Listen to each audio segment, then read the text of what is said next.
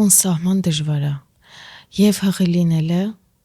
հատկապես սկզբնական շրջանում ես իմ փորձից ասեմ եւ անսահման դժվար է մամա լինելը ու միևնույն ժամանակ անսահման հաճելի ես չգիտեմ ինչքան շատ պարադոքսների մասին է ընդհանրապես մայր լինելը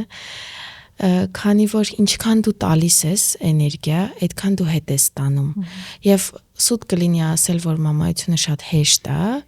բայց թե ինչքան հաճելի է դա էլ չեն կարող չասել։ Ես շատ հաճախ իմ էջերում խոսել եմ հղիության դժվարություններից, խոսել եմ մամայության դժվարություններից ու ի զարմանս ինձ հետ եմ ստացել շատ զայրացած պատասխաններ, շատ ատելություն, քանի որ իսկապես մարդիկ այնքան վայելում են իրենց ծնողությունը եւ ասել, որ այո, մամա դառնալը դժվար է, չի ժխտում եմ փաստը, որ դա շատ հաճելի է։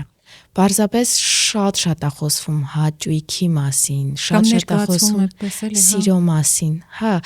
դրա համար ես կարծում եմ, որ նաև պետք է հակառակի մասին էլ խոսել, հենց նրա համար, որ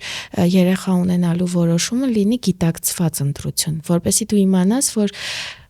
որոշ ժամանակ դու պետքա ինչ որ բաներից ավելի հետ մնաս, դու պետքա ֆինանսապես պատրաստ լինես դրան, դու պետքա հոգեպես պատրաստ լինես, ինչու ոչ ֆիզիկապես պետքա պատրաստ լինես եւ ես շատ ուրախ եմ, որ հիմա երիտասարդները շատ ավելի գիտակցված են գնում դրան, իմանալով, որ օրինակ իրենք պետքա ծննդաբերությունից հետո